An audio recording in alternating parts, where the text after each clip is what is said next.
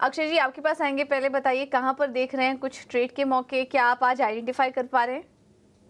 जी बहुत ही मुश्किल है आज का बाज़ार क्योंकि जिस तरीके का वन वे फॉल देखने को मिला है ओपनिंग ट्रेड से काफ़ी स्टॉक्स में भारी गिरावट है और कोई रोक-टोक भी नहीं है इंडेक्स में। थोड़ा-सा एक रिलीफ रैली आधे घंटे में मिला है। पर आप देखें तो एफएमसीजी पैक में कहीं न कहीं एक सपोर्ट है बनते हुए दिख रहा है। थोड़ी-सी बाइंग भी दिख रही है। तो इसमें मैरिको में आप ध्यान दे सकते हैं जो 671 के करंट मार्केट प्राइस पे ट्रेड हो रहा है। ओवरऑल टेक्निकल हेल्थ बहुत स्ट्रांग है, प्राइस स्ट्रक्चर स्ट्रॉन्ग है और एक सपोर्ट बेस 650 का बन के स्टॉक उछलने की कोशिश में है। तो बाय करें मैरिको फॉर टारगेट्स ऑफ 698 और 714। स्टॉप लॉस बनेगा आपका 660। आज एक ही ट्रेड में रेकमेंड करना चाहूंगा मार्केट की वोलेटिलिटी में। बिल्कुल। तो बाजार में वॉलेटिलिटी है, लेकिन ऐसे में कुछ ट्रेड के मौके हमारे एक्सपर्ट आपके लिए आइडेंटिफाई कर पा रहे हैं। ज़रूरी हो तो ट्रेड करें, अदरवाइज आप छोड़ भी सकते हैं और बाजार को सेटल होने दें। फिर कुछ और बेहतरीन आइडियाज़ यहाँ पर देखने को मिल सकते हैं। फिलहाल के लिए मेरे को ये एक रिकमेंडेशन है अक्षय जी की तरफ से। इसको, ये जो स्टॉक्स एफएमसीजी, फार्मा, आज ज़्यादातर एक्सपर्ट सुझाव भी रहे हैं, ध्यान रखिएगा, थोड़ा पोजिशनल व्यू इस स्टॉक में लेके चलिए और अपने स्टॉप लॉसेस का ध्यान ज़रूर रखिए। प्रदीप जी आपकी तरफ से ट्रेडिंग आइडियाज़ क्या होंगे? एफएमसीजी स्पेस के 2 काउंटर मेरी तरफ से बाय साइड रहेंगे। रिलेटिवली ऑब्वियसली ये स्टॉक ये इंडेक्स है वो वॉलेटाइल टाइम्स बेटर परफॉर्मेंस दे सकता है। ओवरऑल हमने एफएमसीजी इंडेक्स में भी देखा है कि प्रीवियस एक अंडर परफॉर्मेंस के फेज के बाद इसमें अच्छे ब्रेकआउट कंफर्म हुए थे। और इसी स्पेस से जो 2 स्टॉक में जोड़ना चाहूंगा उसमें पहला स्टॉक रहेगा एचयूएल, हिंदुस्तान यूनिलीवर लिमिटेड। पिछले 6-7 सेशन से एक नैरो रेंज में कंसोलिडेशन चल रहा है और आज अच्छे वॉल्यूम के साथ ये स्ट्रॉन्ग होल्ड कर रहा है अपने डेली आर्ली चार्ट्स पे। 2718 के करंट रेट पे इसको ऐड करना चाहेंगे। वो 666 का स्टॉप लॉस रहेगा और 2820 के टारगेट रहेंगे। टाटा कंज्यूमर प्रोडक्ट दूसरा पिक रहेगा। आज के शुरुआती कारोबार में जो लो बना वो 34 डीएमए के सपोर्ट के काफी नजदीक था और वहां से एक अच्छा रिबाउंड हमने देखा है। अच्छे वॉल्यूम के साथ ये पॉजिटिव ट्रेड कर रहा है। ओवरऑल सेटअप पॉजिटिव है। 1198 के करंट रेट पे इसको ऐड किया जा सकता है। 1151 का स्टॉप लॉस रहेगा। 1260 के टारगेट रहेंगे। ओके। तो ये दो स्टॉक्स प्रदीप जी की तरफ से टाटा कंज्यूमर अच्छा लग रहा है, 1260 के लक्ष्य के लिए स्टॉप होगा 1151 का। तो आज एफएमसीजी स्टॉक्स पसंद आ रहे हैं हमारे एक्सपर्ट को, इस पर आप नज़र रखिए क्योंकि वॉलेटाइल बाजार है, ऐसे में डिफेंसिव के साथ प्ले कीजिए और जो अच्छे दिग्गज क्वालिटी स्टॉक्स हैं वहां पर जाइए। और एचयूएल था दूसरा रिकमेंडेशन 2820 के लक्ष्य के लिए। बढ़ते हैं आगे और फोकस करें अगर हम बाजार पर और उसके एक्शन पे, तो बाजार में जाहिर सी बात है ज़बरदस्त गिरावट का माहौल इस वक्त बना हुआ है। मिड कैप तो बिल्कुल पिटा हुआ है। एडवांस डिक्लाइन, बहुत ही ख़राब पिक्चर उसकी नज़र आ रही है। मिड कैप में जैसा मैंने कहा तगड़ी बिक वाली नज़र आ रही है और बाजार में फ़िलहाल कोई राहत नहीं है।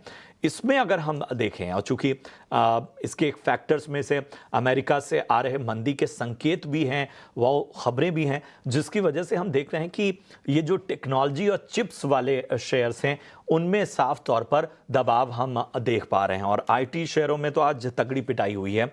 Birla soft, Coforge, emphasis, Oracle finance, ये सभी जो हैं वो इस वक्त भारी दबाव में नजर आ रहे हैं और उसकी स्पष्ट वजह यही है अमेरिका से आ रहे खराब संकेत, रिसेशन, मैन्युफैक्चरिंग के आंकड़े, ये सभी। और जाहिर सी बात है कि जिस से ब्याज में रात में देरी हो रही है उस पर भी निगाहें टिकी हुई हैं। अक्षय जी मैं आपके पास आना चाहूँगा। एक लंबे अरसे बाद हमने देखा था कि आईटी पॉकेट्स हों, टेक्नोलॉजी शेयर्स हों, चिप्स बनाने वाली जो कंपनियां हैं उनमें अच्छा रनअप हमने देखा था, लेकिन इस संकेत ने और ज़्यादा अब चिंताएं गहरा दी हैं। और चूंकि चिंताएं बाहरी ज़्यादा हैं इसलिए अभी भी कुछ कह पाना बड़ा मुश्किल है। ऐसे में ज़रा बताइए कि क्या रणनीति रखनी चाहिए आईटी पॉकेट्स में और इससे जुड़े स्टॉक्स में? देखिए अभी आईटी को आप अगर गए 3 से 4 ट्रेडिंग सेशन का एक्टिविटी देखें तो डेरिवेटिव सेगमेंट में काफ़ी लॉन्ग लिक्विडेशन देखने को मिला है। काफ़ी स्टॉक्स जो आईटी में है उनके एक short term topping out science देखने को मिले। Majority of the IT stocks के रिजल्ट भी हो चुके हैं।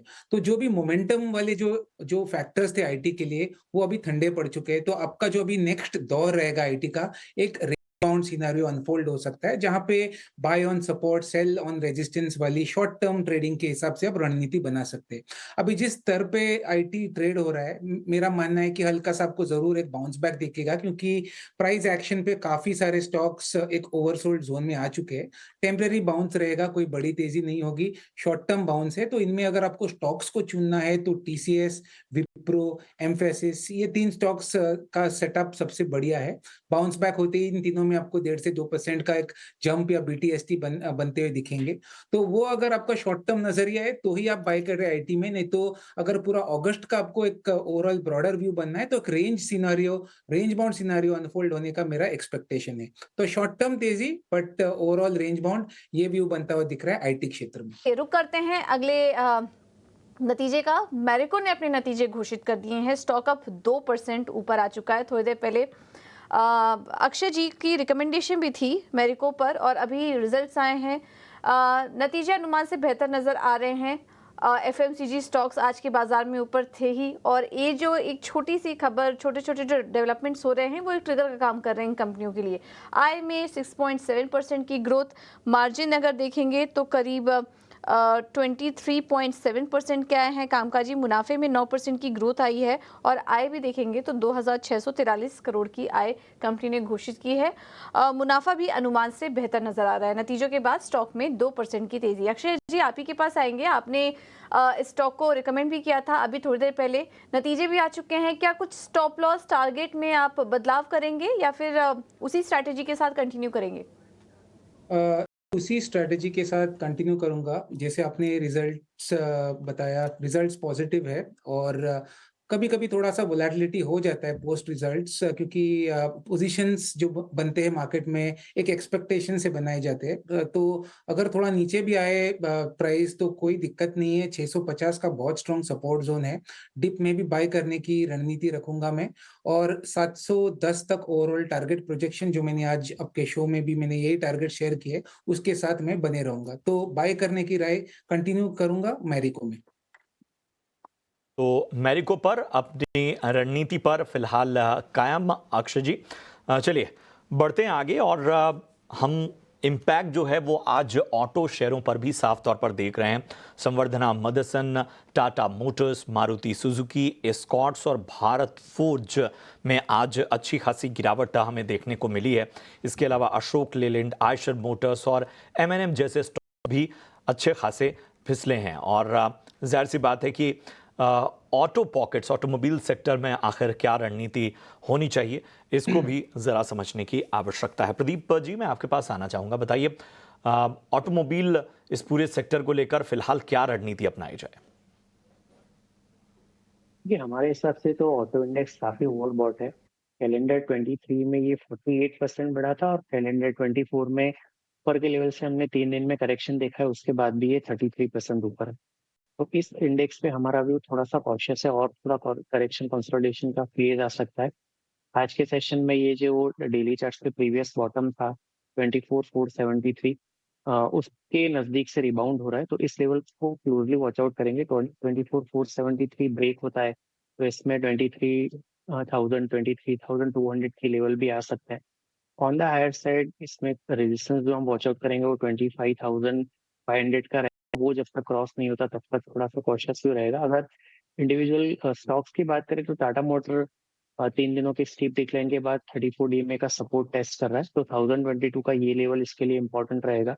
इसके नीचे ये ट्रेड करता है तो फिर फर्दर लोअर लेवल्स आ सकते हैं।